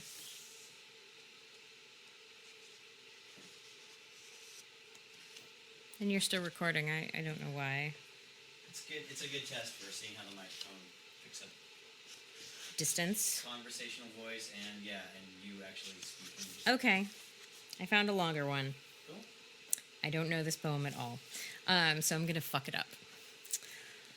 Well, Little Abigail and the Beautiful Pony. There was a girl named Abigail who was taking a drive through the country with her parents when she spied a beautiful, sad-eyed gray and white pony, and next to it was a sign that said, "For sale, cheap." "Oh," said Abigail, "may I have that pony, may I please?" And her parents said, "No, you may not." And Abigail said, "But I must have that pony." And her parents said, "Well, you can't have that pony, but you can have a nice butter pecan ice cream cone when we get home." And Abigail said, "I don't want a butter pecan ice cream cone. I want that pony. I must have that pony." And her parents said, "Be quiet and stop nagging. You're not getting that pony." And Abigail began to cry and said, "If I don't get that pony, I'll die." And her parents said, "You won't die. No child ever died yet from not getting a pony." And Abigail felt so bad that when they got home, she went to bed, and she couldn't eat, and she couldn't sleep, and her heart was broken, and she did die, all because of a pony that her parents wouldn't buy. This is a good story to read to your folks when they won't buy you something you want.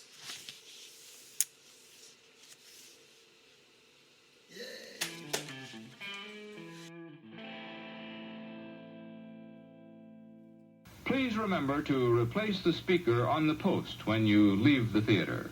Well, friends, that was it. You did a great job of humoring me through all of this, and I appreciate you listening to this and other episodes over the last year, the last 2 years, the last 3 years. There's a lot more to come. I have the notes up in front of me, and there's so many episodes I've already done the research on, or started to write, or started to record. Another singles with Alice in Chains, Josie and the Pussycats, another White Zombie to cap that whole series off if Ivan Dupree gets back to me, or if he doesn't, we'll see. One more Van Halen episode, Grand Theft Parsons, Richie Valens, La Bamba, Cheap Trick and Blondie on Rock and Rule. I got a Chuck Berry episode I've had in the hopper for a while. I got to finish up another Little Richard as well. I got a Muddy Waters from Cadillac Records. I mean, oh boy, it's all, and there's always distractions, and I throw the distractions into the Patreon file. The link is there, Rock Film Rock Patreon / something or other, but you can see the link in the description. I hope this next year, whatever time you're listening to this, is a good one for you. Whether you are listening to it at the top of the year that I recorded it, or you are listening to it 6 to 8 months later, or 2,800 months later, there's still a year ahead of you that I hope is very good. Remember that you deserve to be loved, and you deserve to have a good time, and you deserve to be able to pursue creative things that are fun, and they lead to other things. Rock and roll is the best, and so are you. Don't you ever forget it. Rock and roll music and why I preach against it, and I believe with all of my heart that it is a contributing factor to our juvenile delinquency of today.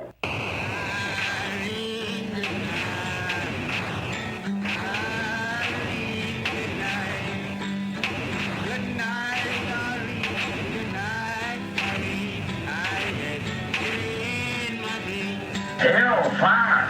Hellfire! All right.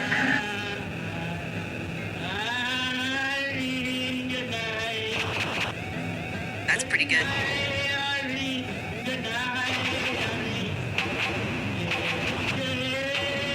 It could be considered an important stone in the reputable men. Thanks, Jerry.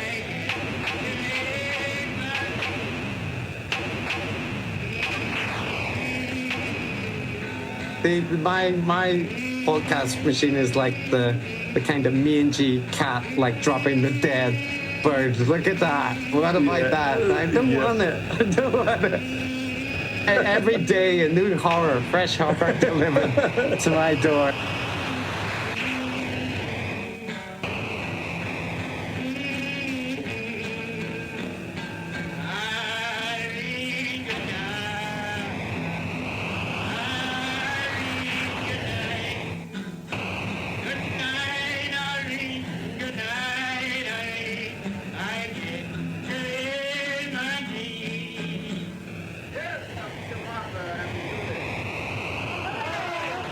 He's like, "Hey, you burglar, put my Yu-Gi-Oh cards down."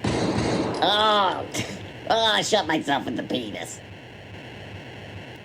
Give me that, give me that, give me that, give me that thing, give me that, give me that, give me that thing, give me that, give me that, give me that, give me that.